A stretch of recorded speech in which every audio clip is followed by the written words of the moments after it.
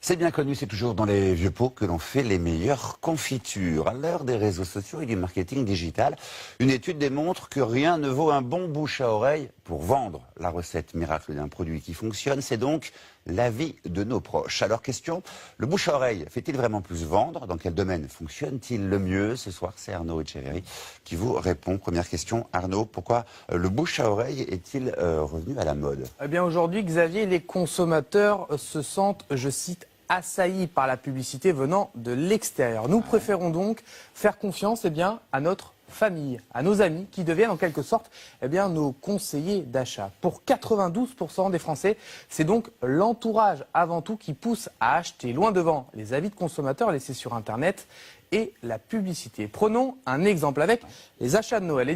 89% des parents recherchent l'avis de parents, amis ou de leur entourage pour choisir leurs cadeaux. Une autre question, Arnaud, qui sont les champions du bouche à oreille? Alors, le cabinet d'études a classé les marques et les entreprises françaises les plus recommandées par secteur. Pour l'automobile, c'est Volkswagen et Toyota qui arrivent en tête. Pour les smartphones, Apple devant Samsung. Enfin, pour la grande distribution, Lidl est devant Leclerc et Auchan. À chaque fois, vous l'aurez peut-être remarqué, ce ne sont pas forcément les numéros 1 de leur secteur. 4 critères sont mis en avant: la qualité, le rapport qualité-prix, le service client, le design et enfin la performance du produit. Allez, une dernière question, Arnaud.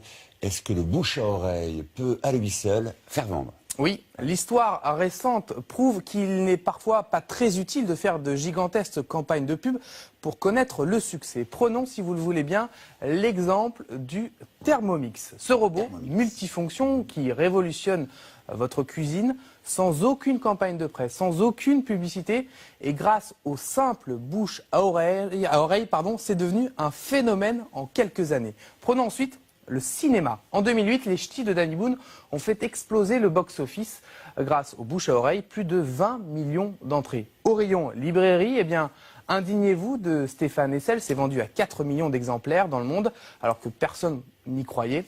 L'élégance du hérisson, auteur inconnu mais énorme succès en librairie, 1 million de livres vendus. C'est pas mal. Donc que la bouche, ça marche. Ça marche. À l'oreille. Merci beaucoup.